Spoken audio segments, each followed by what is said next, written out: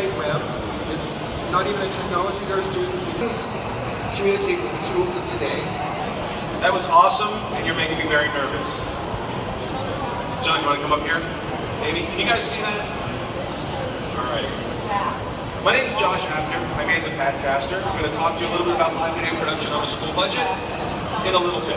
I know we have a long time to talk, so I'm going to get a little bit of time to talk a bit about, like, I'm a filmmaker, an educator, and a father. And I think this device that I built to capture, edit, and upload video kind of takes all of those different things and combines them into one thing that I felt very passionate about. I'm trying to share that with you today.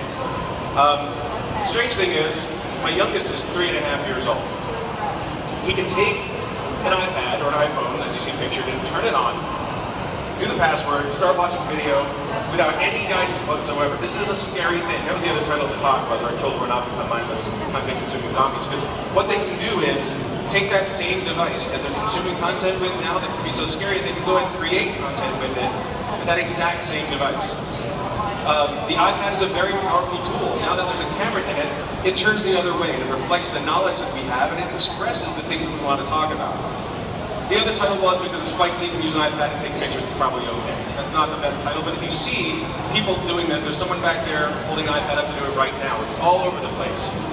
The camera inside the iPad is incredibly powerful. My next slide, there it is, shows it's a high-definition camcorder, a 5-megapixel photo camera, and a very fast lens. This thing can do things that your flip cameras and your ZI-8s and all the school cameras that we used in the past that became disposable can't do. And it's got longevity. I want to apologize for this slide. I didn't know if the word perhaps was appropriate here, but when I saw this slide, it was dumbfounding. I mean, 200 million iPads in circulation now. That's 5 years old. To go back to the fact that I'm a dad, my 5-year-old, think about how short of a time that is. When you look at a 5-year-old child, you say, this is when I start having a two-way with this person, who's starting to tell me what he or she is capable of. Now I look at this iPad 5 years later, they're all over schools, and I say I think it's time. So the Padcaster was something I invented to take that old production adage, fast, cheap, good, pick two. Raise your hands if you've ever heard it. Well, I think it's time to change that. The iPad as a video camera and an editing device, the distribution platform is fast, cheap, and good, pick three.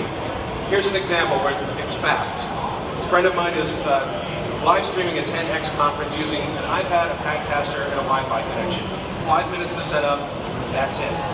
That's the entire process. The learning curve is as long as it takes to set it up. Cheap. So I wanted to talk about this slide. 600 may not be as cheap as it can be, because you can actually set this up for under 300, but I felt compelled to show you the equipment on that. I didn't want to be dishonest about that gear costs a certain amount. There's actually equipment that's a lot less. Then good, well, the video quality that comes out of this thing rivals so many cameras, certainly the ones we were using in schools and professionally 10 years ago. And this is Gen 1. Imagine what it's going to be doing in another 5 years. So here's the real story I came to tell you, which is about the SUNY Stony Brook University, Stony Brook School, University Journalism School, getting mixed up in the middle of my presentation.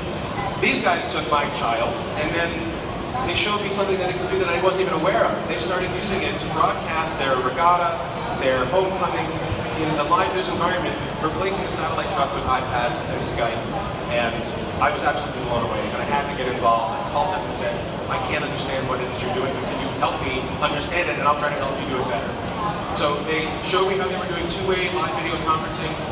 They were piping in that signal to the control room in their broadcast room, and that signal was then being put on another screen, and the anchors were having that same chat with their correspondents that you would see on the news. And they were doing it for literally nothing. No money at all, just a little creativity and a little bit, inventiveness. I was astounded, and I continue to be. That's one thing about making something, is you really can't control what happens to it once you put it out into the world. We have people who are now live streaming their sporting events at their schools, their